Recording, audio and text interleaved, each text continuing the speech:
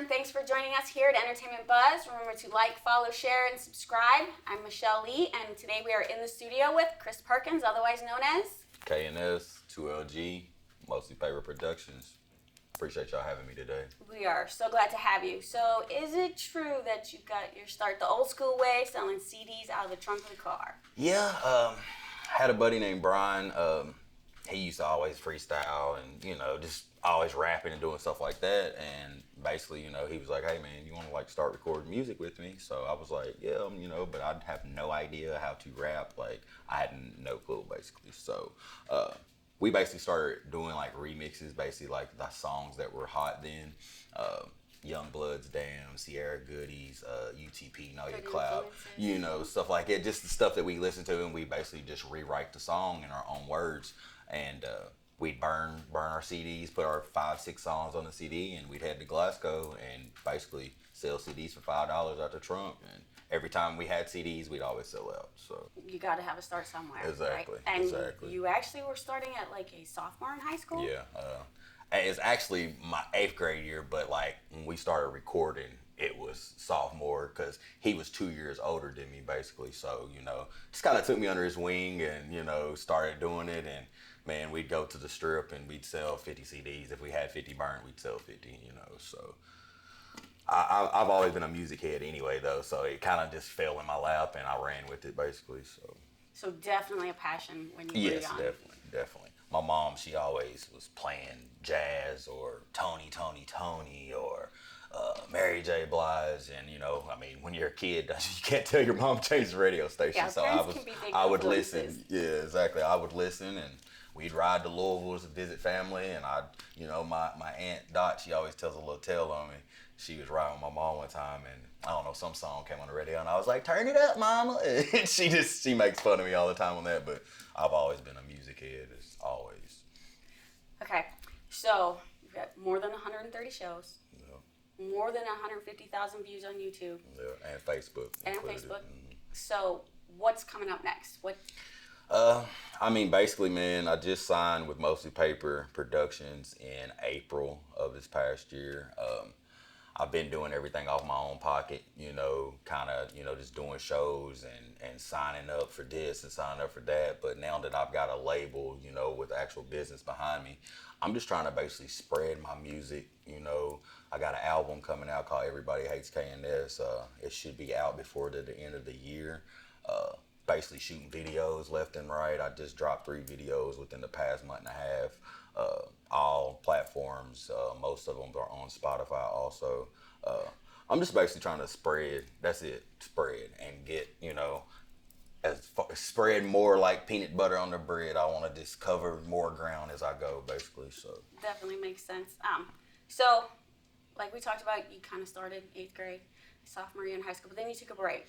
Yeah, as everybody knows, life kicks butt. So I just kind of stepped back. I stopped playing basketball. I stopped doing music. Basically, when you sophomore in high school, junior year is when testing matters, and you got your college coming up, and scholarships if you play sports.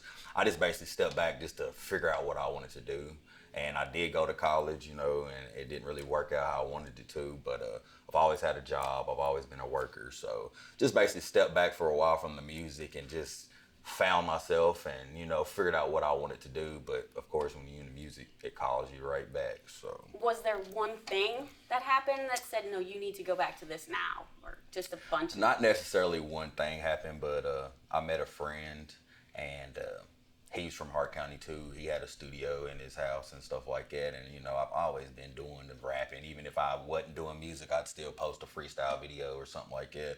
So basically, he had pretty good setup, and I would just go over and just chill with him, and we'd listen to beats and stuff like that, and that kind of got me, wanting to go back a little bit more. We did 3 or 4 pretty good little songs, and basically once I started doing that, and then I had a couple friends in Bowling Green that were doing music, I got introduced to the Bowling Green music scene, so I kind of got sucked back into it for real. So being part of the Bowling Green music scene, what are some of your favorite venues here? I have to say probably Three Brothers Sharp Bar. That's where I have most of my shows at, coming up. I haven't really did too many shows in Bowling Green, but back in the day, we were in there every weekend. Another one is the A-Frame. I threw a show there. That was my first show that I actually put on. So I got to salute, the A-Frame. But Three Brothers Sharp Bar, that's pretty much my favorite one down here. So what would be your dream venue to play at anywhere?